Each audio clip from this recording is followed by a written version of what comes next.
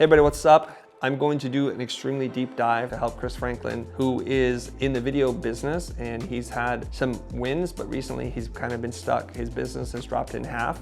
So he went from $300,000 in revenue annually to 150. He lost a little bit of his mojo. So we get into like what he should be selling, why people buy, and the strategies necessary for him to rethink his business. All right, so Chris, let's get into it. I talked to you about how you need to generate leads. So now we actually have to do the work and see where your ideas lead you. Right. So let's first start with any kind of reflection. Is there anything that you want to ask me before we get into it? Okay, so one of the main things that I want to do is figure out exactly what content that I need to be making and how I can utilize the platform of everything that I have, because I'm terrible with cold leads and I want to make those cold leads warm leads. And there was something you told me years ago, and it was one of those things where you said nobody can find you. Like, you can do the work of these, $500,000 budget videos, but nobody can find you. And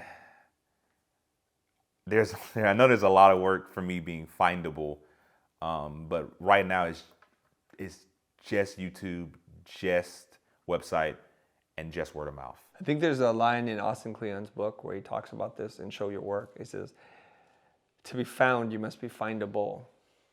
I'm not even sure that's a real sentence, but it sounds really good to me. Right. You got to make it easier to find you than it is to find someone else that has comparable skills, because we only hire the people that we know. That makes 100% complete logic, right? So when your pipeline isn't full of new leads, it's an indicator that it's very hard to find you right now. Right. So if we say quality to quality, if someone's easy to find, then they're going to choose the person that they know. It's just like that. Like yesterday we were talking about filming for an event, and I had to scramble to find somebody. So of course I reached out to Richie, who's not available. I reached out to another guy who's not available, and Richie's like, hey, you remember Sam? Just hire Sam. I've never looked at Sam's reel. I don't know anything about Sam, to be honest, except for the first time he helped us out. But because he comes from Richie, there's a link there. And so this also tells you something about human behavior. We trust people that we know more than we trust qualified people. Sure. And it's a crazy concept. Simon Sinek talks about this. He's like, we would rather choose to hire a babysitter that has grown up in our neighborhood, that we've known since they were a little kid and now they're 16, than to hire a professional nanny from the UK that we know nothing about. The professional nanny is infinitely more qualified than the 16-year-old teenager who's probably going to be Snapchatting or doing something weird and not even paying attention to your kid. But because we saw her or him go to church, go to the same school as our children, or whatever it is, we know their parents, it's a familiarity. So in this race to develop relationships with people, we need to understand they got to feel like they know us. And once they get to know us, do they like us? Do they trust us? So that's why you hear oftentimes people say, know, like, trust. It begins like that. So you got to be findable, and that's really important. So we'll cover that. But also based on the reflections that we talked about yesterday, or in the previous video, we talked about, man, are you just selling the person who creates videos or the person who edits? Because you're selling the wrong thing. You're not selling the transformation that matters to them. So today, let's dive into the psychology of why people buy and see how you can start to rethink how you position and talk about your services and what you're actually doing, such that people are going to feel great joy to give you a lot of money to do what you do. How does that sound? That sounds perfect. All right, let's jump into it. Most of you will know that there's this thing called Maslow's hierarchy of needs. And it's a complex concept to understand, even though he's made it very simple. I found some parallels with branding, with value-based pricing, and also something that Alex Hormozi has shared in his book, $100 Million Offers, okay? He talks about the three things that people really buy and pay money for. Do you know what they are, Richie? I don't know. Do you guys remember? Yeah. Okay, what are they? Health, wealth, and status. No. No? You got two or three. Oh. Health, wealth, and relationships. That's status in my head. HWR, okay? So what is health? Everything to do with your physical fitness. If you're sick and you go to the doctor, vitamins even. Anything that improves your quality of life, that's we would put under health. So fitness, diet, food, all those kinds of things. And then wealth can literally mean money or options or freedom or choice, because people who are wealthy have the freedom to choose. And when I map it out here, hopefully you'll understand it better. And relationships. We all want to have improved relationships with our partners, our coworkers, our boss, our employees, our clients, our community. So those are the relationships. And the foundation of that is probably communications, there's probably some kind of mindset psychology involved in there, okay? So I've taken this and I've added 2 other things to it, which is status and identity. So health, wealth, relationships, and status and identity. And it's kind of interesting how each one of these moves us to act in different ways. I think one of the biggest drivers in buying and buying psychology is status and identity. Status is, if I buy this, what am I signaling to other people about my beliefs and values? That's really what it is. So the reason why people drive premium cars or buy luxury goods is to signal to others and to themselves, to their tribe, their community, that they've achieved something in their life. It's kind of like the same thing as, what is the status that a Harvard Business School degree diploma gives you? Or that you were magna cum laude, or you're the debate champion, or national champion. Those signal to other people shorthand that you've done something. They're heuristics, okay? You know what heuristics are? No. Heuristics is a fancy, like $7 word to say a shortcut for an idea. So if you develop an acronym that unpacks a much more complex idea, you can call that a heuristic.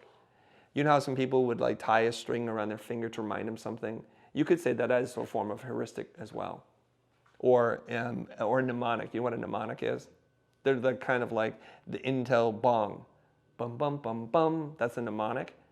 And most people don't know why it's that note. And the story is because it's Intel inside. And that's where that comes from. But we don't even know that. But when we hear that, we just know. Or the THX sound. I don't know what they call it, but there's the we'll put kind of a sound effect to make that much more impressive than I just did. Then you're like, woo, I'm ready for something, right? So if we take Abraham Maslow's hierarchy of needs, it starts at the bottom. Let me divide this. Hopefully I can do this right. 1, 2, 3, 4, 5. And most people know that your physiological needs have to be met in order for us to ascend to the top. Because without food, clothing, shelter, water, those kinds of things are necessary for us to survive. So those we would label as needs. I need to have this in order to survive. But the reason why they exist on the bottom is once we moved out of hunter-gatherer, those needs are more easily met. Without them, like if you're in the desert and you don't have water, you're going to pay a lot of money for that water. But in everyday life, when clean water is abundant, you won't pay very much for it. As you move up, you get into things about connection and safety and status and self-actualization. But those are fairly complex concepts to understand. I'm going to merge these 2 concepts together. So we'll call the bottom health. Okay, everything you need to survive. Next, we'll call it wealth. And wealth could, like I said before, literally mean money. And what money provides you, because money is a pretty abstract concept that's an invention of society. But what money does is allows you to have a sense of safety. And that's really important. So, okay, I have food, clothing, shelter, but then now I have some runway in my business. Or I live in a gated community. That provides me some safety. And safety could also mean like a connection within a group so that you don't feel isolated. And that's a big thing that we all need too. So we're going to move on. So now we're in a group. What we want to do is improve our relationship with the people in our group. And so we want to not just be a follower, we want to be at least in the middle or maybe at the top. Some of us are okay at the edges, and that's fine. Not a judgment there. But as we keep moving up, we move into status and then ultimately identity. And that's the biggest quest we're all on, is like, who am I? What do I stand for? What makes me me? And so when we get into like personal branding, it's the ascension moving from the bottom to the very top. And when I say identity, when we buy things, not only are we signaling to other people, but we're forming an identity in our own mind, what kind of person we are. And you might have heard me say this before, and I learned this from Kevin Finn. He talked about Anna Lappe, and she said this quote, which is, every dollar you spend is a vote for the kind of world you want to live in. And that makes a lot of sense, right? So if you want to support one political party, you'll spend money versus the other because you want your team to win. That's the clearest sense of that.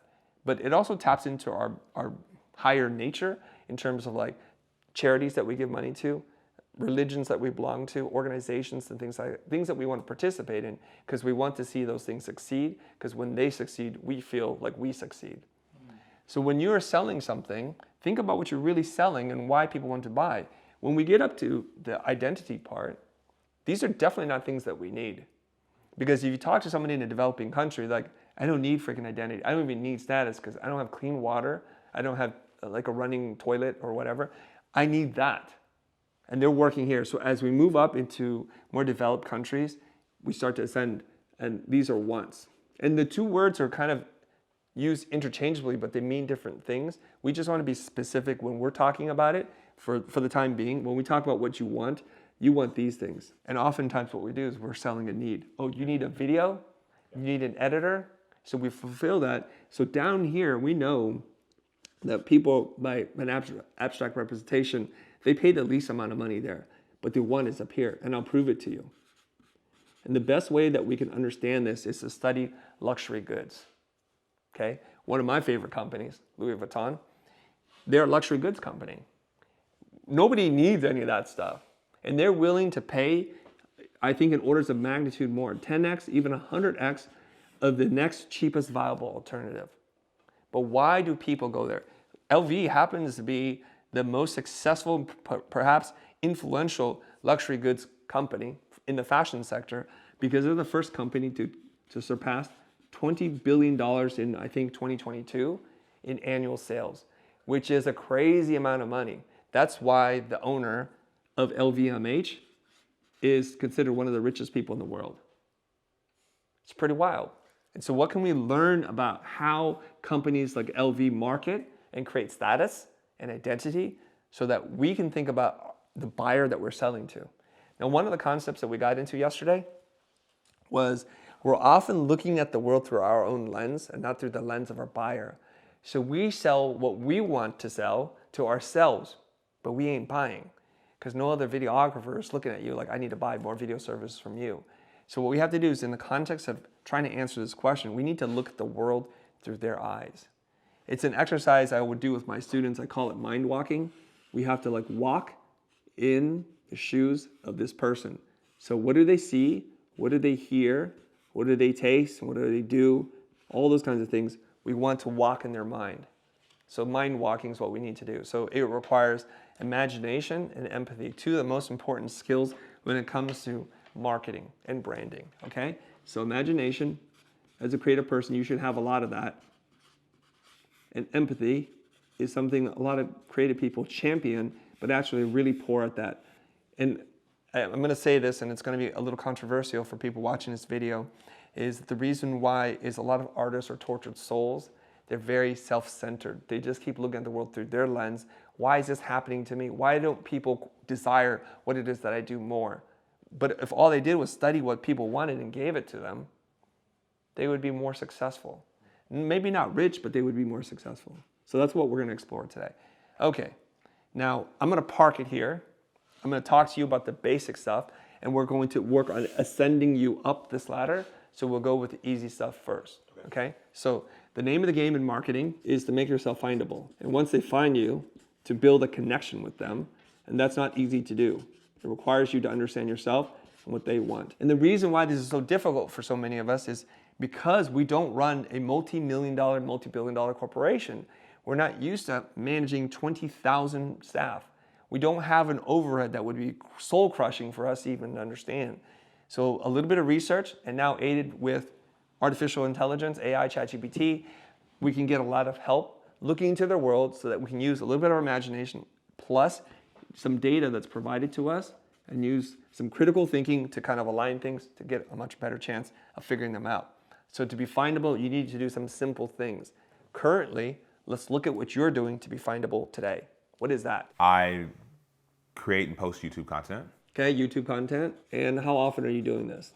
Recently, it's been once every 2 weeks, maybe once every 3 weeks, but that's working on that aspect of it. Once every 2 weeks, so you're doing 2 to 3 times a month? Yeah. We'll look at everything in a monthly schedule? Absolutely. So twice a month. Okay, twice and 2x a month. Okay, and we'll get into the content later, but let's keep listing down what you're doing. Okay, I am...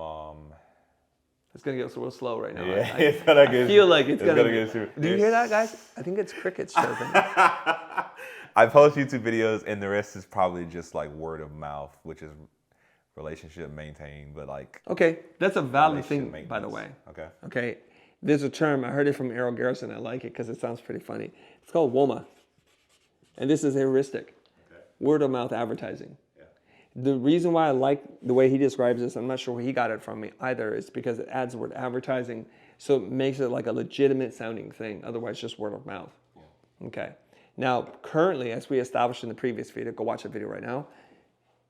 This is where you're getting most of your leads from. Right. But chances are, and just me being a jerk, you're probably not even doing a great job of doing that. No. So if we put some energy against this and energy against this, I think we'll just be much better off. So let's go and break this stuff down. Currently, who do you target when you make YouTube content?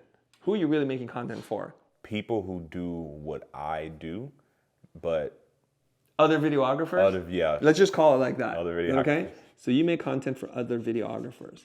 And then you said but. What's the but for? Oh no, the but was just trying to get them to not make the mistakes that I made while doing videography. Right.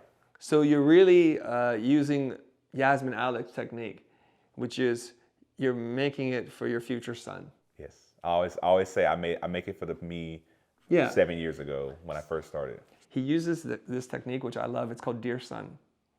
And then he tells his son that he's not really talking to him, but he tells his son whatever advice. So the voice is very kind, it's generous, it's patient. And then he signs off, love, Dad.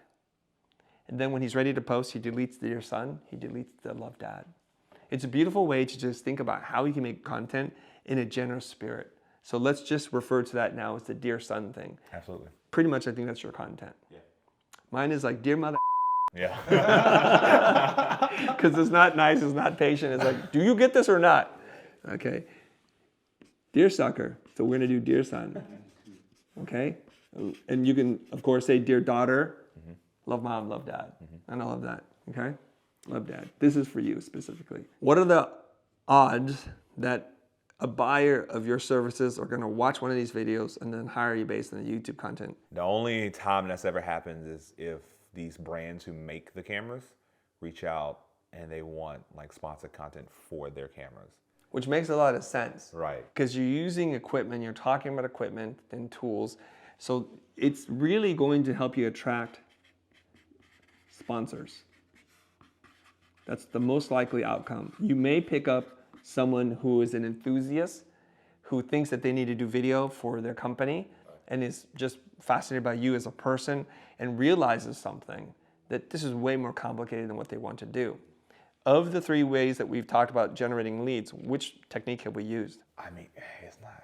Come on, there's only 3. You have a 33.3% chance of guessing correctly. Wait, the 3 or the 4? There's only 3. Yesterday we talked about lead gen or lead magnets. Oh, not the 4 quadrants. Okay. No, not the 4 Oh, quadrants. yeah. Lead magnets. Number 1 is what? Problem. Problem. Discuss their problem.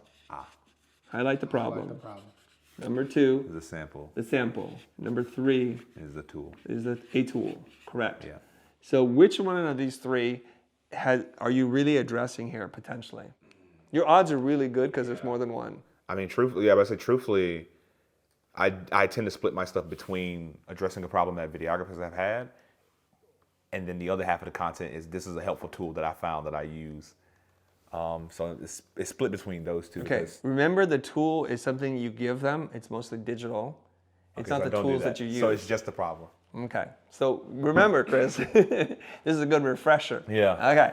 You're really talking about the problem. Yeah. Hey, you guys, I found a great way to edit videos that'll save you a ton of time. Oh, I didn't know I was wasting all this time doing it the old way. Yeah. You follow me? I am. Hey, I found this new lens that allows you to shoot it this way. I'm like, oh, I didn't even know that was an option. You're really talking about the problem. And in providing them the solution, you're giving them a sample of what the results will look like. Not a sample of what it's like to work with you just yet, but it's like mostly problem, a little bit of sample. Okay. Until you give them a resource, you haven't given them a tool. Okay. And I'll tell you what the tool looks like. Actually, I'll make you think. Let's just say, you know who Caleb Pike is? DSLR video shooter. Yeah. Caleb Pike does things, he rigs things up, right? And then if you're a Caleb, what could you do to give the audience a tool? I mean, I could go by his most recent example. Yes. Which is this cage for the FX3 that makes it into a square box camera. Yes. It solves a lot of problems with the camera. Yes. And it is a super effective tool because I want it. Just tell me the answer. It's gear for me. Like, Am I tripping? If you were Caleb, let's just say you're a marketing genius. Okay. And you're a YouTube consultant for videographers to go and apply this technique and method. You're like, Caleb, you've done a great job of talking about the problem. You're showing us examples of how this works in a case, all in one kit. How can we generate something that we can give to people that is a resource for them to use that's a digital thing? What could that be? Richie, you have an idea? It could be a PDF of how to set up the cage from beginning to end. Let's just brainstorm, okay? So he can give them a PDF, right? Which is like a blueprint, plans. We'll call them plans, okay? Or a blueprint. Could be also like a link to all the parts that you need, and they can just buy it from your link. Links. There could be, detailed instructions. I know he did this video recently where you can use a 3D printer. He can give you the file. The file. The file doesn't cost anything. Yeah. These tools have to cost you very little because it needs to scale. Because there's going to be hundreds of thousands of people, theoretically, that are going to take the tool and find utility in it, and only a certain percentage of them will go deeper in the rabbit hole with you. So we're doing a lot of things that we're building. Now you know me. You might like me because of the style in which I present. And because you're giving me all these resources, I feel like I trust you a little bit more. So know, like, and trust is being developed here. So you can give them the 3D file so that they can do the print. Hey, before we go any further, I just want to ask you something. If you're already getting value to this very little thing, it doesn't cost you any money to go ahead and like and subscribe to the channel. Don't want to take up more of your time. Back to the video. I find this to be super fascinating that we're taking you to like the 5-yard line to the touchdown, and you guys just need to crush. Like, can't figure it out, brother. Well, I More constantly videos. fumble. More videos, right? Yeah. Okay, that's okay. Okay, so we want to think like that. So what is happening here is he's giving you the problem, the sample, and the tool. And in the tool are part of the problem and the sample too. So it's a pretty good thing. It's like, remember we were talking about fractals earlier? It's kind of weird how this stuff works, right?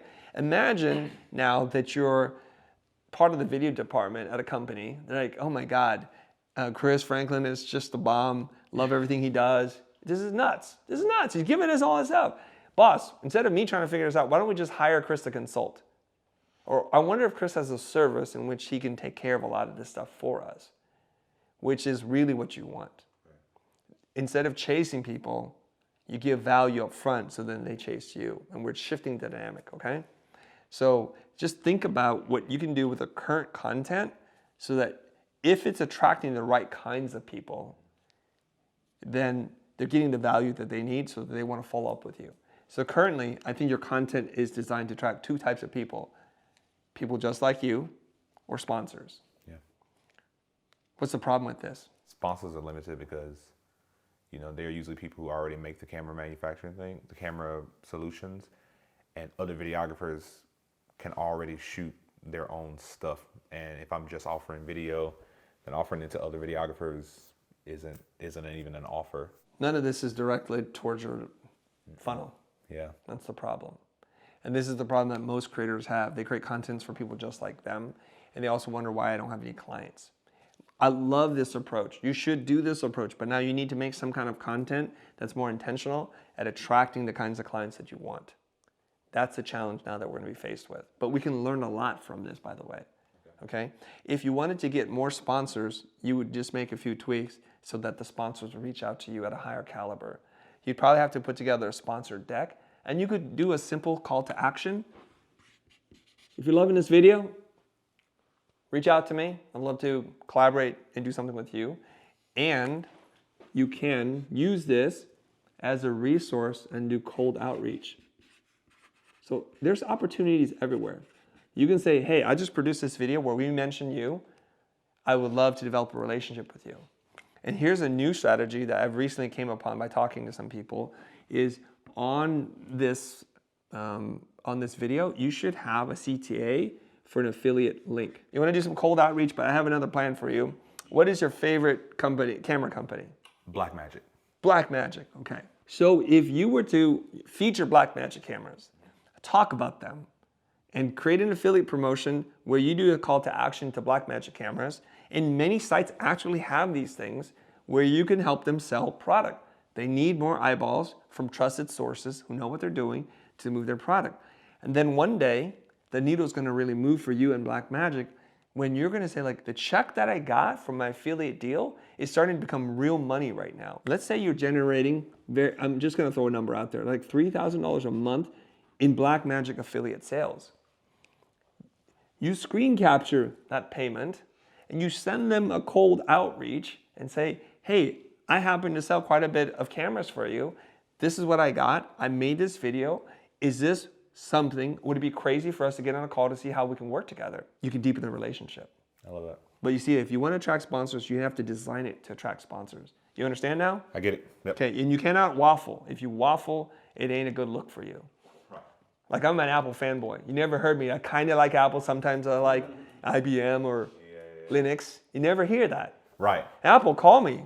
What are we doing here? Okay, anyways, let's get back into it. Now, if you're making content for other videographers, does it end there? Are there other business opportunities for you? One of the things that comes up a lot is consulting with other videographers or companies that have videographers. Okay, consulting. What else could you do? You might do group coaching, Okay. join a community. What else could you do? Digital products. Digital products. What else could you do? Speaking? Yeah. You could speak. So that's it. And we're going to move on to another thing now, okay? Now, if you wanted to make YouTube content to bring clients in, what kinds of things do you need to talk about? Keep this in mind. Right. Keep in mind what we talked about yesterday over here. Right. Okay, so now we want to make some content that is going to be, we're going to call it the normal words that people use, something like, it's called content marketing. I'm going to introduce potentially a new term to the discourse around this. I'm trying to figure it out. A new term. It's called value marketing. Content doesn't presume it to be valuable to anybody. It's just by making it, you qualify. So a subset of that could be called value marketing, which means you have to give me a lot of value and you have to ask for something. Because a lot of videos that we make are value-based, but there's no marketing in it. Some of the marketing efforts we do are purely marketing, asking for something with no value in it. So we have to put the two together. Value marketing, I think that's the 1-2 combination that's going to be a knockout. Okay? Have you heard that term before, value marketing? First time. Good, I'm coining it right now, guys. To the audience, we're a very small sample size. We could just be not well read, and that term Most actually likely. exists. I gathered together the brightest, the best of the best. They weren't available, so we got these three. We got these three guys. So what would you need to talk about in your video such that someone who's looking for this would be like, whoa, this is who we need? Something that you mentioned yesterday was discussing the problems that they potentially could have. Which are? In the space of events, they want people to be aware of the event and they want people to have a great experience. And this could be anything when it comes to commercial videography as well. They want people to be aware of their brand and they want to have a good experience with it and they want them to talk about it afterwards.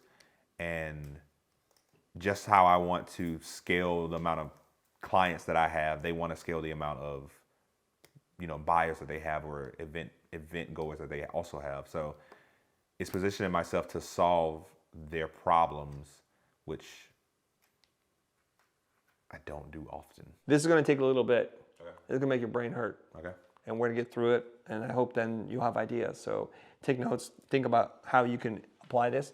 And we'll go as deep as possible so we solve the problem in this very video, okay? All right. Whatever we're trying to do, we're in search of a problem. We're looking for the problem, always. The bigger the problem, the greater the resources people would go against that. So when you produce, record, and edit a video, what problem have you solved? You've solved mostly a technical problem. Right. And so when you try to sell that, the question everybody's always asking is, what is my ROI on this? So what they do is they look at how much money they're spending against some value that they're receiving. Or another word for that is the problem that you may go away. Okay? And when you sell a video, it just looks like an expense. Right. And you know how I know? And your clients will know this too. Everybody's watching this video will know because they use a very specific word. So let's just say I ask you, what's it going to cost? You can make up anything for you to shoot like a 2-day video for an event I'm producing. What would you say? It's $5,000. Great, that's too expensive. Okay. All right, you hear things like that, right? Okay. They use this term, it's too expensive. You notice the correlation? The word expense is right here. They're just looking at how much money they're spending. because you've not properly demonstrated value. Okay, so you have to change the conversation and possibly change the sequence of the conversation. So the way that we talk about value is first we have to talk about the problem. What problem are we solving? So when someone reaches out to you and says, Chris, I have a 2-day event that's coming up. How much is it going to cost to have you shoot and edit that thing? What should you say back to me? The price is usually dependent on what problem I'm solving for you guys. Like, Let's try again. okay. If they're like, hey, I have a 2-day event. How much is it going to cost for you to shoot and edit? How should you respond? Well, what kind of problem are you trying to solve? Okay. That's a better take at it. So we're going to use, again, Phil Jones in his book, exactly what to say. We're going to start with, I'm curious. So what Phil is trying to do in everything that he writes in this book is to make the other person feel as safe as possible. Okay? And he talked about this in the live stream. In black and white, we have to make hard decisions. So in order to create safe space, we must create gray space. And this is kind of an interesting concept. So by using very specific language, we create a lot of grayness in it. Okay, because your question is a good question, Richie, in response to how much do I need to spend, what's it going to cost me, is you would start off with, I'm curious. You want to shoot video to solve what kind of problem? There's probably more elegant ways to say that, but if you start with, I'm curious, it diffuses what you're going to say next, and this is a good thing. And you know what they're going to say back to you? You already know this because you've had these conversations all the time. What would they say back to you? So let's imagine every conversation. All three of you work in the video space, so you already know this. I mean, I've worked with them, and they're usually like, we just want to get more people in, and we don't. Is that what they say? Sometimes it's a lot of times I don't know. Okay. Let's go with the ugliest way that they would say this, so we can work through the problem. I'm curious. What kind of problem are you trying to solve with this video? I don't know. I just need a video done. Yeah. They give you a total dead end. Okay. This will happen to you. You're like, fudge. Chris didn't cover this. What do I do with that? Now I'm stuck. So what should you say then? If this video goes great for you, what do you hope that it'll do for your business? That's one way. Let's go negative. Force them to tell you how important it is. I find that actually going negative is easier for them to talk about, because when you ask how important is this video or what do you think it's going to do for business, they see a trap coming. That's fair. So when they're like, well, it's going to generate so much money for me, then they're not going to tell you that. That's why they're so holding things close to the vest or chest, right? So it could be like, what does failure look like for you when it comes to this video? Yeah. I oftentimes ask what does success look like when it comes to this video, or what are you hoping it to do for you? I'm going to teach you guys the easiest thing. What's the worst that can happen if you don't get this video? Perfect. I love the way you guys are thinking. It's not what I'm looking for. Okay. I think you want, why do anything at all then? Why film this? That's right. So is it safe to assume this is not important to you? Right. See how gentle that is? So is it safe to assume this is not important to you? What are they going to say now? No. It is really important. How come? Yeah. It's just a conversation. Right. You see, you guys are so used to like hearing me set traps that you're like, I'm just like going to be a hunter. I'm just going to set all these traps. But you're just not that sophisticated. I'm answering you. Yeah. Like You know, you crank open the bear trap. You're like, here you go, bear. Walk in that bear. And bear's like, no, I'm sophisticated. Get that out of my face. Yeah. I think too, as people who have video business, we want the sale, we want to close it, and you always teach You're so us rushing for it. Right. Gently approach this, because you want them to affirm to themselves more than to you, this is important and it's necessary. And most people don't think like that. They just think, I want to spend as little as possible. Right. So if you're a little bit more sophisticated, you're going to say, I'm curious, what problem is this solving? And they're like, I don't know, it's not solving any problem. Then you can then naturally say, as a response to that, part of the problem with all you guys trying to memorize scripts is you're not in the moment. You're not responding to anything that they're saying. You're just like, next line of dialogue, next. But I just told you it's not that important. So the natural thing to say is, so is it safe to assume this isn't important to you? Of which they can say one of two things. It's not important. To which then you'll say, well, why do this then? Let's just do something else. I might not be able to help you, but there's no point in spending money to do something that's not important to you. Why are you laughing, Mo? It's just funny because like I've heard this from you before, and I can just already hear the audience being like, "No, we're trying to eat. Like we're trying to make like the creatives who are struggling with getting leads, the creatives who need more people in their pipeline, the creatives who one deal, like one sales call is super valuable to them and the weight they put on it, they will not even go there. Yeah. They will not go that, because that's a 3-step question that sells them out. And there's already a huge fear that they're experiencing. So for them to even think to that place is all of the things that you're like, don't be desperate, kill the desperation cologne. Like, you know, and Richie just said it, like, we want to close. So I'm laughing because it takes a very, not even skill, it takes a complete abdication of needing the sale to even go to that level of Don't use such big words. No, man, we're going $8 words on this episode. Bring it down. You got to release yourself from this need to close the sale to even be able to muster the confidence to be like, why even do this at all then? I'm going to introduce a concept here, okay? And we're going to tie it to real world. I'm going to use red because it's the perfect color for it, okay? Okay. How many of you find neediness and somebody who's really pushy, on a scale of 1 to 10, how attractive is that to you? Trash. Yeah, it's a 1. Hard one. Can you think in your life when someone was so needy, so clingy, so pushy on you that you're like, woo, yeah, it's doing all kinds of magic for me right now. You know how attractive you are to me right now? In fact, some people would answer -10. So the idea when people are really needy and clingy, it's repulsive. Yeah, it is. You repulse people, you push people away. And you try to map in your life when there's an ex that you had, a subordinate, even a pet that was just all over you all the time. It's like, I need space for me, right? That's why cats are very intriguing. Just think about it. They don't freaking need you at all. They do need you, but they're like, just feed me, human, and then I'm on to my own thing. And you're like, come here, come here, come here. And you have 2 of them. They don't need me. They don't need me. They're They don't chilling need in the you. house. And they do really need you, but they act like they don't need you. Act like they don't. Which makes them more attractive to you. Like, okay, right? And this is why a lot of single guys are going to be single for a really long time, because they're acting in a repulsive way. That the desperation that you speak about, Mo, push back. The pushback is, I don't think that people are aware that they're even being needy in an interaction when someone has said, I'm interested in your services. No, they Because are. They're You like, already know it. I know they are. I know now, especially through exposure to you and countless times in the moment. They're like, oh, well, this person reached out to me, or I got some WOMA and he came to me or she came to me. I'm not being needy. I'm responding. It's like, oh, you need a video? Well, it's gonna cost this much. I'm ready to and then It's real simple. We do this objectively. If you have this thought, if I say what Chris is telling me to say, I'm gonna lose a sale, you are freaking needy. Just by virtue of that. Your desire to close and the speed in which you want to close. we need to break that, because I would even argue. No, you don't.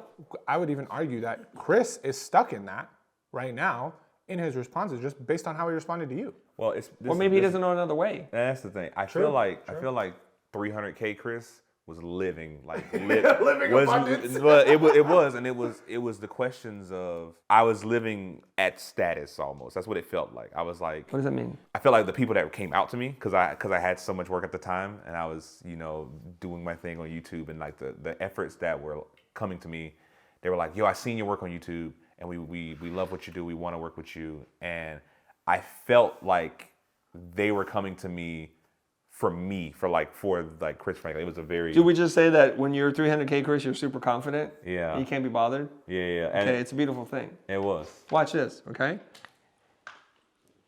Neediness, living in a scarce mindset. Think about this. Developing countries, resources are scarce. What are we talking about in highly developed countries? Things are abundant. Where do you want to live, man? I want to live in the abundance. You see what I'm saying? Mm-hmm. This is purely accidental, coincidental that all these ideas are like mapping out. So you live in a neediness place because you think clients are scarce, that there's so much competition and you don't know where the next lead is going to come from. So your desire to close is going to actually work against your ability to close. You'll settle for more. You're going to be much more amenable to whatever it is that they want, more flexible. Well, you should be living in what we'll call 300K Chris land, okay? Now, fortunately for me, I've always lived in 300K Chris land, but just the number's higher in my mind, right? But I was like, I don't know, I got other things to do. I think And that's don't the waste yours. unlock. That's why I'm being so adamant about this, like in the moment, because I know the audience watching. I see the comments we get. I hang around like some of the comments we get. I see like when Chris is having a hard time right now, like this is the unlock for everything else to work. I want to say this to our audience right now who's watching this ain't going to work, blah, blah, blah, all that negativity. Yeah. I say, hey, I'm not trying to wreck a perfectly good business. I'm not a business wrecker, you guys. If it's working for you, just turn the video off. Actually, just let it play and go do something else. If this video is not for you, just tune out. But if you're not placed and you're looking at your bank account and you've got like 30 days of rent, that's all, and you don't have an emergency fund, and the last time you took a vacation was never. Right. And the guy that you're with is like wondering, like, you're just a scrub, man. You're not going to put it together, or are you? And they keep thinking you're going to have this potential, but you're stuck in this place. If that's where you're at, you basically make lots of choices, but one choice is to keep it the same way and think every year you get a little older, a little uglier, and maybe less relevant, less capable. So you can play with time if you want. Maybe you say, I got another 10 years to try it this way. I'm like, fine, just do it that way. Watch another video. Or you can say, you know what? I'm freaking stuck. If this isn't working for me, what is the alternative? The worst that could happen is I'm kind of like where I'm at now and just try something else. So I'm going to ask you this question. How open-minded are you to try something new that could potentially change your life, your business, and your relationships, that can create health, wealth, relationships, status, and even your identity as a person who's sought after 300K Chris versus 150K Chris? That's the difference, and you get to decide. You have the agency to pick what path you want to take. And there are probably 300 other paths that you can take. Something that I picked up from Noah Kagan, which is something really, really beautiful. He said, start now, not how. Do you want to make a difference in your life? Start now. Don't ask more like, what other ways can we do this? You're just in the pursuit, an endless pursuit of infinite options, which make you not take any action. Start now, not how. Hey, I've got good news and bad news. First of all, there's a lot more video to come, but I need to interrupt you for 2 seconds to tell you about something. I don't do this enough. What I do is I just teach. I don't ask for anything, and people are often confused. What else can I do? So if you're a creative entrepreneur and you feel like you might have hit a plateau, or you feel like there's more that you can do, and you don't want to do this by yourself, I'm going to tell you to do something right now. The future you is going to thank the current you for doing this. Check the link in the description below, where I run coaching calls like this bi-weekly with entrepreneurs just like the ones we've spoken to help them solve their business problems, to grow their business, and to be able to generate more leads. What are you doing? Click it right now. And now, back to the video. I think to have some empathy on creatives, because I think we've all been there, where we're starting our business, we're barely trying to make money, we have 30 days of rent in our bank account. Right. I think all we're striving for is the health and wealth on the Maslow's hierarchy of needs, right? We're not even thinking abundant of status relationships, because we're just worried about how do we pay our rent next month. Yeah. So when those calls come in, we're so eager to close them. We don't want to push them away. We want to say, well, what do you need? How can I provide value? The service is $5,000. They come back with $3,000. You're like, I guess I'll do it. I need rent, right? How do we think abundantly even when our bank account is not matching that? Because 300K Chris, we you know, I think I'm in that right now too, where it's like we have some money in the bank. Now it allows my mind to think about other opportunities and see other opportunities. Yeah. And even pivot my business to say, I don't even know if I want to do this anymore. Yeah. You know, there is a luxury of having some money saved up to be able to think in that way. Right. But when you're at the bottom, it's very difficult. You know, how do we change our mindset? It sounds to me like you're caught in a nightmare loop. Right? Mm-hmm. As a creative person, I am a creative person, by the way. You just said you don't understand what we creative people go through. You're like, do not draw that motherfucking line between you and me. You mean all the creative people in this room? Is that what you're saying? For the non-creative people outside this room? But you were killing it right out of college. Well, we'll talk about that later. Everybody thinks you just jump out of the womb and like, I'm a $300,000 guy. It doesn't work like that. Right. What comes first, the action or the mindset? The action. Does it? At least for me, I was just kept doing the work until money starts stacking up. How would money start stacking up if you keep charging the way you charge and staying in this neediness, scarce mindset? How would it change? Mm-hmm. It's not going to change. What is the stock and trade of every creative person across all spectrums of architect, photographer, videographer, web designer? What is it that you're really selling? It's a simple word. What are you really selling? What is it that you have that people in our industry? Creativity. Yeah. You saw the video in your mind. You saw the script before you wrote it. The sculptor says, how did you sculpt this? I pulled the person out of the block of marble. It was already there. My hands just pulled it out, right? And so they have this thing called imagination. You can see things that aren't there. That's the stock and trade of every creative person. The reason why accountants or left-brainers don't think they're creative is, I got to see it. So you say, I have a beautiful identity or video or presentation for you. Like, I don't know what that looks like. I will pay you for your creativity because you can imagine what is not there. Steve Jobs created the future and the present caught up to the future. That's what creative people do. Okay? Everybody understand? Absolutely. Okay. So do you see yourself as a person who's stuck as a needy person, or could you imagine yourself as a person who's successful, who's wealthy, who's 300K, Chris? Yes. Well, use that then. That's where you're stuck. You've just used your creativity and your imagination for the wrong thing. You imagine the worst possible scenarios, and that no clients will come and find you, and so you're stuck in this place. You're using imagination for the wrong thing. You're imagining all the negative outcomes. The reason why I have such confidence is because I always imagine things are always going to work out. And when they don't, I'm like, no, this was a lesson. I needed to learn this right now. So in my mind, I have no ways in which I can fail. Yeah. So you know the difference between an optimist and a pessimist is? The optimist sees the opportunity and the challenge, and the pessimist sees the challenge and the opportunity. And that's what you're using your creativity for. Like, there's so much opportunity, it's so abundant. When we talk about generative AI, when we talk about changing landscape, when we talk about social media, like, oh, I don't like the way the world's going, this isn't for me, this is not gonna work, it's gonna rob us of our creativity, our individualism, it's just getting into this kind of bankrupt society of morals, and you're just imagining the worst case scenario.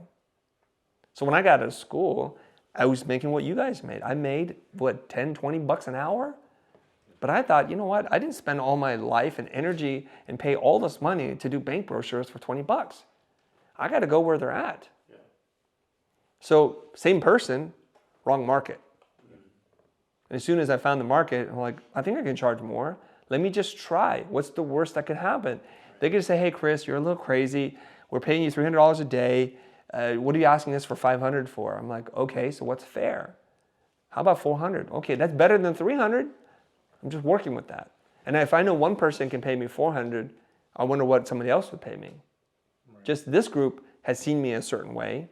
And so I think, and we talked about this on one of the podcasts, is this thing of exceptionalism. This works for everybody except for me. Mm-hmm. It's the wrong kind of exceptionalism. I'm the exceptionalism, like I'm better than everyone, so I'll just work with that idea until my skills catch up with my self-image, my self-concept. You guys are stuck there. And for as long as I can make videos, people will still be stuck here. They'll watch a video like this, it's not gonna work, and then there will be a small handful. I would dare to say, and I know it's a generous percentage, maybe 10% of you watching this video will literally say, I don't understand the concept, I'm just gonna apply it and see what happens, and your life will change. Those people talk to me all the time. They went to the Miami workshop. They meet me in the street and say, bro, I used to do this. They literally say, I used to work at minimum wage. I just did $100,000 last year. I'm on my way to doing $200,000 this year. All because I watched your videos and I just tried what you said. And the most remarkable thing to say is, Chris, it works. And they're kind of surprised. And I said, I know. I knew it worked when I told you. You just needed to know. I'm not telling you things I don't think work, that I'm unsure of. If I do, then I'll say, I'm not sure of this. Give it a try. Okay? So we're still there. And that's why the dialogue, the self-talk, the words that you choose that come from your mindset. Like we've been struggling here today to get Chris to open his mind, not to kill ideas, to not add value statements, not to use violent language when he's describing himself, and he's stuck in that place. So we're gonna get you unstuck. The weird thing, Chris, is when you're 300K Chris, did you not change to become that person? Yeah. But then you regress to being 150K Chris again. And that's what it feels like. It is. What we're talking about is an intrinsic versus an extrinsic marker of who you are, okay? Now, those are fancy words, right? Intrinsic comes from inside. Extrinsic comes from outside. So your confidence, where should your confidence come from? Intrinsic. Should come from inside, 100% intrinsic. But you're allowing the external factors to tell you how confident you should be. Right. Yeah. And that's what we're all doing. So if I have a nice house, if I'm in a good relationship, then things are going well. But you know what? It starts here. It needs to be there. And so when you got to that 300,000, Chris, you're like, I've arrived. So we've seen this happen time and time again, especially in Hollywood with actors. They win an award, they feel like top of the world. As soon as they're on to the next thing, they've lost all of that and they're now going to the depths. So they're riding the emotional roller coaster of self-worth. And the word self-confidence, self-worth, is a pretty strong clue as to where it should come from. It's not other worth, other confidence, because that's not really anything, okay? So you got to focus on that part. You have to just believe. So the belief comes first because the belief forms your thoughts. Your thoughts influence your words influence your actions, and that's why I say what comes first. It's not the action, it's the belief. However, if you don't believe and you just trust me enough and do the action, as Richie had said, then all of a sudden you're like, wow, this works. People are willing to pay me a lot more than I'm asking for right now. They're going to give me control of the project. They're not going to micromanage me anymore. What is that saying about me now? So you're right in a way that if you change the action, the belief will come. Or you can change the belief, which will then inform your action, but you have to change one of the two. I'm trying to find the right word, but you have to have some sort of like inclination or like a feeling like, I think this is the direction. If I go in this direction, the things that I want will happen. Yes. Now, there's this bigger concept, and I tweeted it out or X'd it out earlier today, which something is we all need permission. For some reason, we just need permission slips. I'm always looking for permission for some reason. For something, from something, sushi. from someone. Yeah, right? So here's the thing. I'm giving you permission to try a radical idea that might change your life. You don't need it from me. You can get it from somebody else. I like to give myself my own permission slips. But if you can't do that, then at least I'm giving you the permission to try. And just try. You can try today, you can try tomorrow, or you can wait 10 years to try. And the worst part is I meet people like this. They're like, Chris, I watch your videos, I hated you, I don't like your style, you're too aggressive, blah, blah, blah. And then I sat with it and I sat in the bitterness of it all. And then 2 years later, I'm still watching your videos. I'm like, I'm just gonna try it. And then they try and then my life changed. And you know what they're angry about now? Why did it take them 2 years? That'll be the regret that you might live in. So think about that, y'all. Okay, let's get back into it, okay? So the reason why they say it's expensive is because they're just focused on the expense, because they're not connecting the money to something that they want. So we have to kind of think about what is it they want. What is it they want? And so when you talk about positioning your work, what is it that your clients really want? It's not a video. I promise you it's not a video. It's not editing. It's none of that. So we talked about avoidance, right? What are they trying to avoid doing? And what kind of things negative outcomes they're trying to avoid. And that's where the clue is. And you have to look at it through their eyes, not through yours. I think tying it back to Maslow's, if somebody's doing an event, they probably want more relationships and they want a status off of that event. And the video helps them get the status. Potentially. Yes. You might think that, but the question is, can you ask questions so that they think that? Okay, let's focus on one thing. Let's talk about status first, since you brought that up, okay? So I'm gonna change colors again. We're going to go to green because green is the color of opportunity, okay? So if your solution theoretically could possibly solve the status thing, and you can't just say status up front because people are like, that might offend them, right? Right. What kinds of things can we learn from LVMH that create status? It's external people's thought of them when it comes to. Yes, but I understand that. But what kinds of things can we learn, like specifically? Well, I'll tell you. I'll help you. There's this thing called herd mentality. You've heard of this? Yes. There's safety in what other people do. We're really influenced by what others do, okay? So if I'm a little person, meaning a little person in business, and someone is a giant in the industry and they work with you, by working with you, I somehow feel like I'm closer to them. We understand that?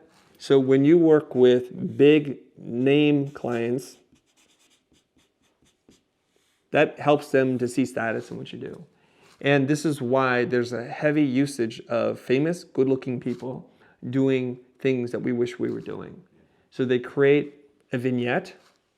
So when you see an ad from Dolce & Gabbana, it's oftentimes probably somebody who was like 6'3", super well built, chiseled face, jawline, half naked in a boat in Italy somewhere with some beautiful friends, like doing something so exciting. And then they're holding a handbag or a scarf or something or a pair of sunglasses. And we're like, oh, I can live vicariously through this ad because the people who use these products and services live this life. And I want to feel in a very inexpensive way connected to them. So one of the things that you can do is have social proof. I work with these big people, right?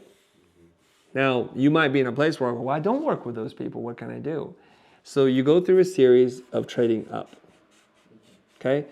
You can look at the giant versus the little person in brands, and you just keep trading up. You trade up. You trade up, okay? I worked with this person. I'm thinking you might need something. I worked with this person. I think you might need something.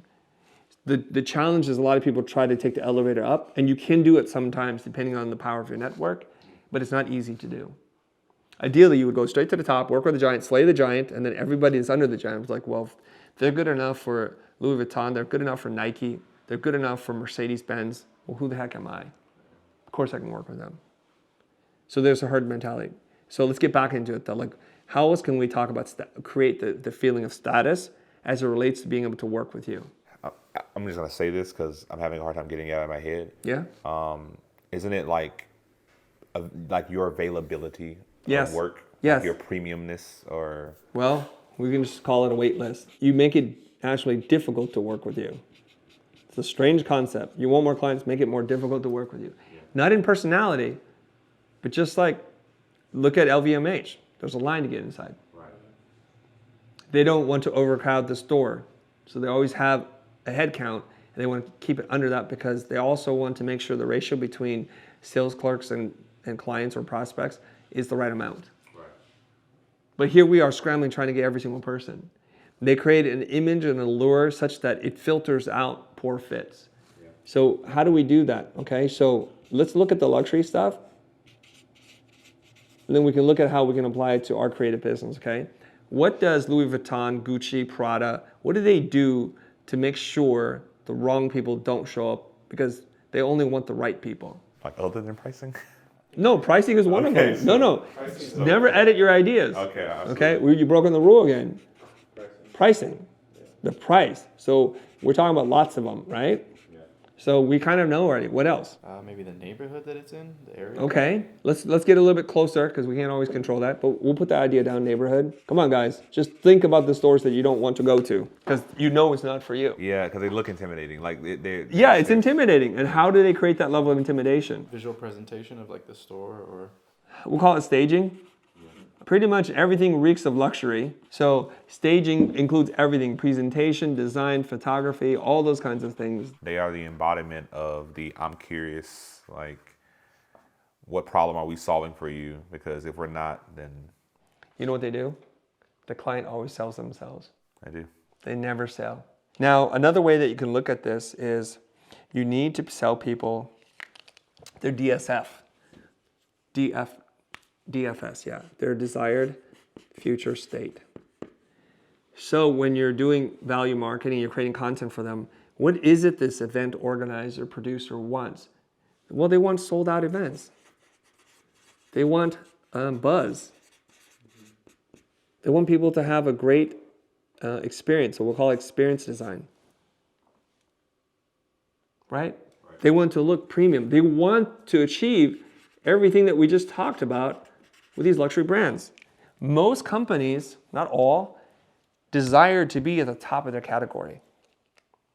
And so you can take all these things and look at that and it's like, isn't that what they want? Right. So when we said before, what you want is what they want. When you understand what you want, you understand what they want. But it's not videos and editing. It's not Blackmagic or Sony cameras. Right. It's not even the Red or the Ari. None of that matters to them. It's the status and the identity of it all, and help them to achieve status. Yeah. So you could ask them something. You can ask them this question: does your image matter to you? Is there a connection to the way you're perceived? And the bottom line: if your image goes worse, or if it gets better. If the answer is no, then you have no business working with them. Right. They don't want what you have to sell. So the reason why you don't shop at LV in these stores is because you've already made the decision. It's not for me, not now. Not now. It's easy because they've already done a good job of saying we're not good for you. You're a poor fit. So you have to define what a poor fit for you is. Right. People who want the bargain basement price, people don't care about their status of the image. And people who see no connection between status, image, and experience design to achieving an ROI. And there's lots of people like that, by the way. You're just going to say, that's not for me. You're going to overpay me to do something that you don't care about. Now, once you start to teach people, what you want to do is teach people how to create awareness, how to build interest, how to create desire, how to convert, and how they can make their customers advocates for their products and services. This is the AIDCA format of creating a beautiful customer journey. And you're going to do this through the lens of creativity and video production or photographic services. This is the customer journey. Okay, so are you interested in creating more awareness for your business, for your event?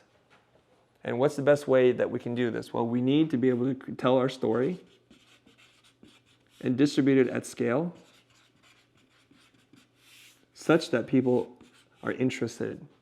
So then what we have to do for our customers is to tell them, what problem are you solving? Can you tell me what that is? And you would do this in a video. It's really weird, Chris. You kind of like, you're having a little weird like Twilight Zone moment. I am. No, I'm like locked in right now. You feel? You feel that? Yeah. Okay, because these are things I'm trying to teach you. Right. What you have to do is just teach this to the next person in a video format, okay? So you have a message, and we need that message to scale. And we use social platforms to do that, right? So this is the message. And it could be done with a static image or it could be done with video. But we need to make sure it solves the problem that your clients want. And what is that? Well, if it's an event, they want to know that they've learned, right? They want to have a good time. They want to know they had some breakthroughs. They want to know that there was transformations. They want to network with like-minded individuals. They want to be seen as leaders. They want to have status too. They need to have content to share. They want a good ROI. And they want to take a break, but a better word than take a break is to escape. These are the reasons why people go to events. I'm sure I'm missing some, but I think I hit the major ones. So when you talk to someone who runs an event, don't sell them, well, I got a 2-day package, I got a 1-day package. You're not selling the right thing.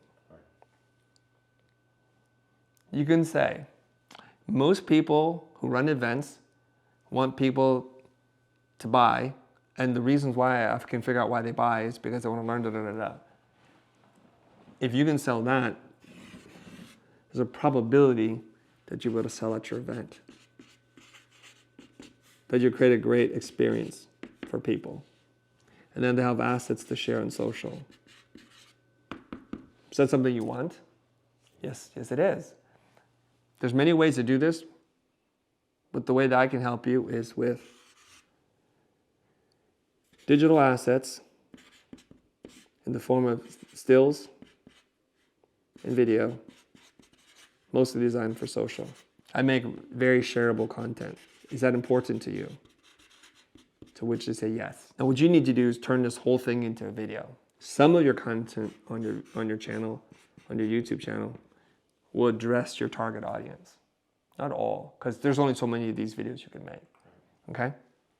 And they're gonna confuse your audience a little bit. But it can be super meta, because you're gonna explain this, but then the people watching who are smart is like, wait a minute, I will do this same thing. I need to talk about my service this way, because I can see where Chris is going now. So you get some of the content creators just like you, and you're gonna get some clients watching this video. Now let's tackle this whole game of being findable. First is the message, and now we got the message, right? We're gonna take software that's mostly free. I use Glasp. It's a plugin to create a transcript of the video that you just made, okay? And then you take that and you pump it into GPT. and you give it some instructions, I'll just put I, to write you a really hooky 2-paragraph summary. You should probably have it promise to get a strong hook, a promise of what you'll learn by watching the video, and maybe a call to action. What will you do with that? You're going to put that on your website. You're going to have a great image. You're going to have a really big headline, maybe a subhead, and you're going to jam it out. And this image is actually the thumbnail for the video itself. So there's a play button there. Got it? Okay. This means now that Google will be able to find you. And there's probably going to be an offer or call to action here. You might also include some other things, but that's pretty good. You can also include a lead magnet here if you wish. And for every video you make, you just go through this process over and over again. This is going to be super rich with keywords. And what's going to be cool is this content lives here, so this drives traffic back here, which drives people to find you more. So it's like this really great loop. It's not that complicated. We're not done yet, okay? Now you're going to take this and you're going to say, you know what? I need a LinkedIn article. I need to create a multi-threaded tweet. And each one's going to be written a little bit differently. Multi-threaded tweet, you probably should try to write in bullet point fashion. LinkedIn, it's a little bit more story.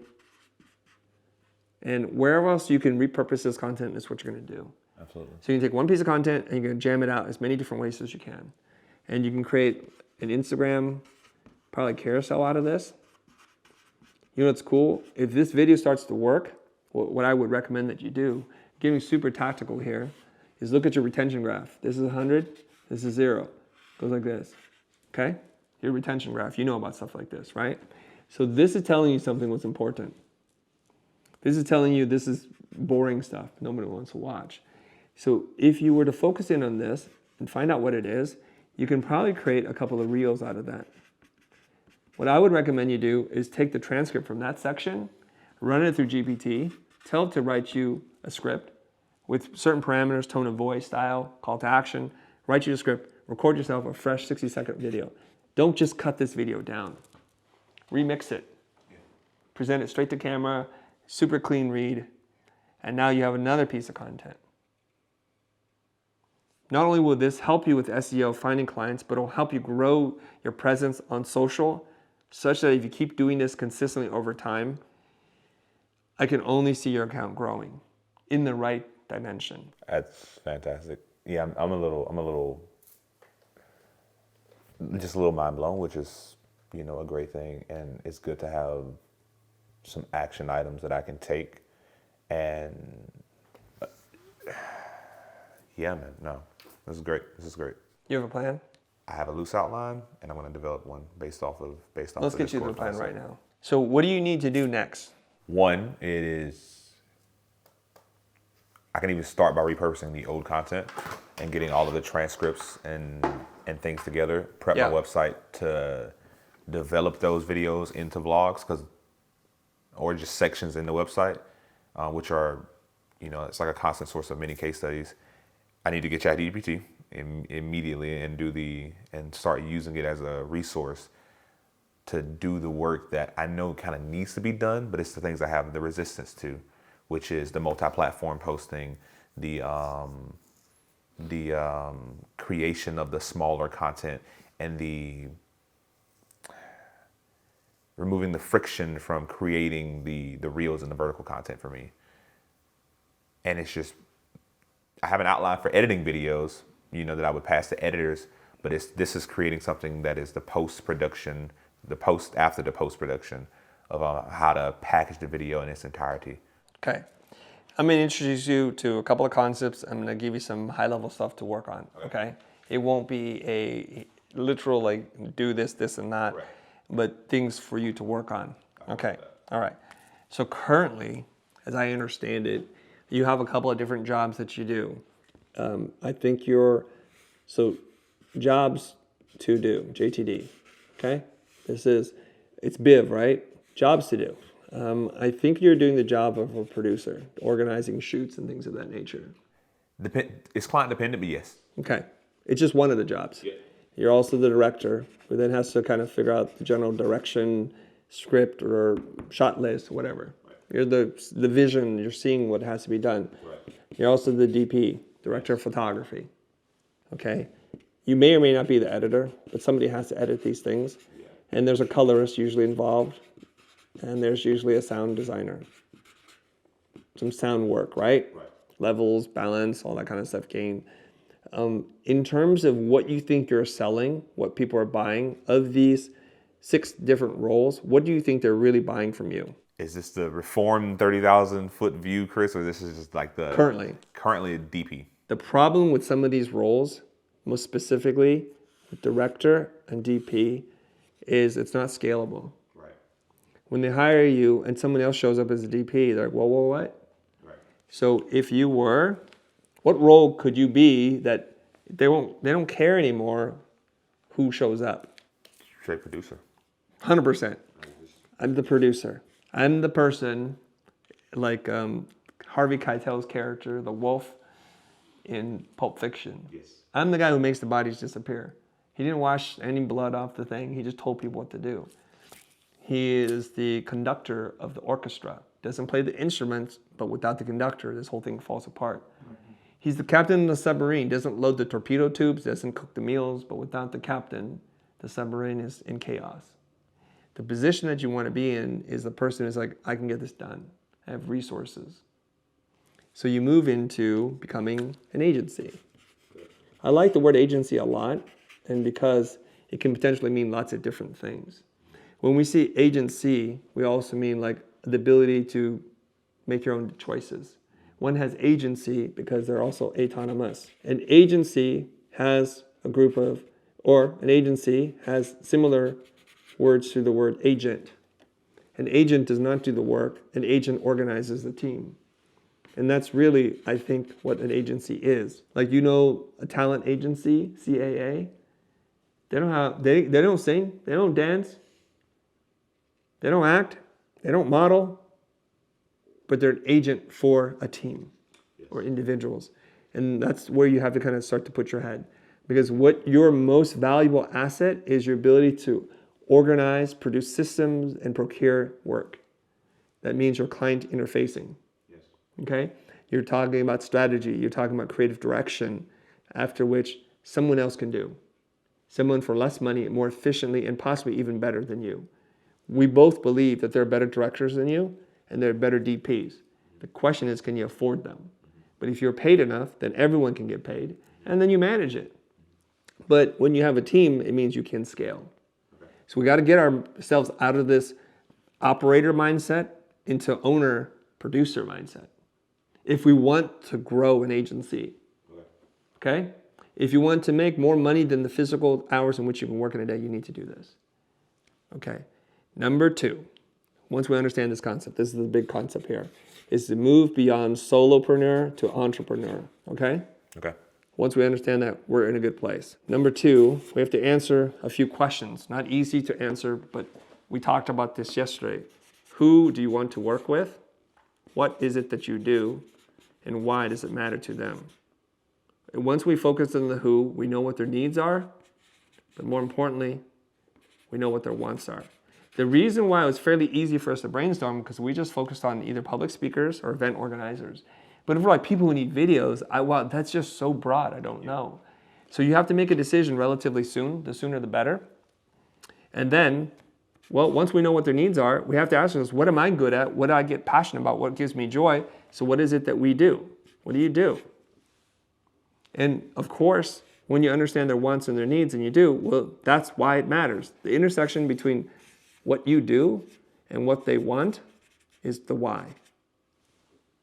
And we have to communicate that. We have to then create content that helps them understand the problem, which is something you're going to have to work on a little bit, right? What is the problem I'm trying to solve? Well, things like selling out an event, creating a great experience, having assets to market before, during, and after. All right. Okay? A sample and the tool. And you have to produce content around this. We're going to call it value marketing. Okay. The last thing I want to share with you, and we'll end it here, number 4, is Well, I'm sorry. Once you do all this stuff, you have to optimize this stuff. And we're going to do two things. We're going to do content repurposing, because that makes it easier to find you. You need to have a strategy that makes you feel like you're omni-channel and omnipresent. Omni, I think, is a word that means all channels, all present. Yes. You're everywhere all the time at the same time. Yes. It's an illusion, but you can do it. This will help you also with SEO. Okay? Number 5 is I want you to think a little bit more about how you are present in the world. So this has to do with personal branding, and something I think we may talk about a little bit later. When you show up to an event and you're working, everything about you is going to say something. Are you the Gap? Are you Gucci? And you just have to figure that out. So when you walk around, kind of what they would call like the studio black shoes, black pants, black t-shirt, you're kind of invisible. You really are. So I don't mean to be like dripping out with all the swag and all that stuff, but you do need to have what I would consider uniform. Right. I'm not talking about the Sears uniform, but you show up in a certain way that creates some differentiation. And I was thinking about this morning. I was brushing my teeth and I was looking out the window, and we're here in the hillside in Pasadena, and I think I saw a deer or coyote run across on the other side of the hill. I saw movement. And the human mind is designed to notice things that move. So when you're trying to be invisible, you blend into the environment and you don't move, you stay static. So things that have movement catch our eye. Okay, so what you want to do, even when you're standing still, is to create visual movement. So the little things that you do, your hair, your eyeglasses, a hat, a certain color, that starts to become part of your personal brand, your uniform. So it creates some intrigue. I was telling you a story. I was at the taping of a TV show. I don't go to many of these things. I'm in there and there are cameras everywhere. I don't notice any of them except for this one person. And they're dressed a little outrageously relative to everybody else. But it's the one person I recognize. He created movement. He was wearing leggings, colorful shoes, a skirt on top of it, like a kilt, not a skirt. And he walked over to me and he said something. And I want to share this with you because you all can do this. He walked over to me and said, "Hey, fist bump or elbow bump. I'm a big fan. He's shooting." I'm like, "Oh, okay." None of the other photographers talked to me. Okay? And he came over once more and he showed me a little bit of what he's doing. Little interactions. Never asked me for anything. And then I noticed his professionalism, in which the way he was shooting was so different than anybody who covered events before. He actually traveled with a little bar light. It was really cool to see him work. I was like, oh, that gives me an idea. I need to tell my people, shoot like this. So he stood out in clothing, in engagement with me, and also his professionalism and how he's shooting. Gave me ideas. Afterwards, he sent me a DM on Instagram and said, "Hey, we're going to dinner. It's cool. I regret not being able to talk to you more. I'm going back with the host and we're flying to Miami." I'm like, wow, this is real interesting. So I'm starting to ask him questions now. He was able to pique my curiosity. So I'm like, what do? Do you do this full time? Do you guys just travel together? He goes, yes, that's what we do. And so then I look at all the images from this other person who's got hundreds of thousands of followers. I may be assuming incorrectly, but I'm assuming all of these really gorgeous looking images come from him. Guess what? That's what I want. It makes me think about, do I need a full-time or semi-full-time dedicated person to follow me around at my events, because I feel a little bit self-conscious about that. But then I think this is how the game is played. So without even asking me for anything, I'm starting to think, how do I work with somebody like him or him specifically? That is a beautiful thing that you can do in 2 or 3 micro interactions. Hey, I'm a fan of yours. This is what I do. I'm going to dinner. We're flying back. See how he's kind of like dangling it and leading? See how those little interactions create interest in me and curiosity? Not once he's like, hey, who's shooting your videos? Mm-hmm. Hey, do you need this? Because people do that to me all the time. So if we want to stand out in the world, we have to do something that disrupts the pattern that we've seen. So that everybody, brother and sister, is doing the exact same thing. You just need to do something that's a little bit different. In the words of Errol Garrison, you just need to stand out 1/8 of an inch. I love that. That's it. It's not that radically different. But those little tweaks have dramatic results. Hey, congratulations. You made it to the end of this really long video. And I think you're here because you got a lot of value from what I talked about. These are the kinds of conversations I'm having all the time in my coaching communities. Two of which I want to point out to you in case you're curious. One is the Pro Group. We're doing individualized whiteboard sessions like this via Zoom twice a month, led by me personally, surrounded by a bunch of amazing subject matter experts in the Pro community. We'll provide information in the link below, or you can comment Pro, P-R-O, and somebody will get in touch with you. The other group that I run is called the Brand Lab, and if you're interested in building your personal brand, same coach, but our focus is on helping you create more authority in your space so that you can grow your social following and then hopefully generate more leads for your business. If that interests you, check for the link in the description below for Brand Lab.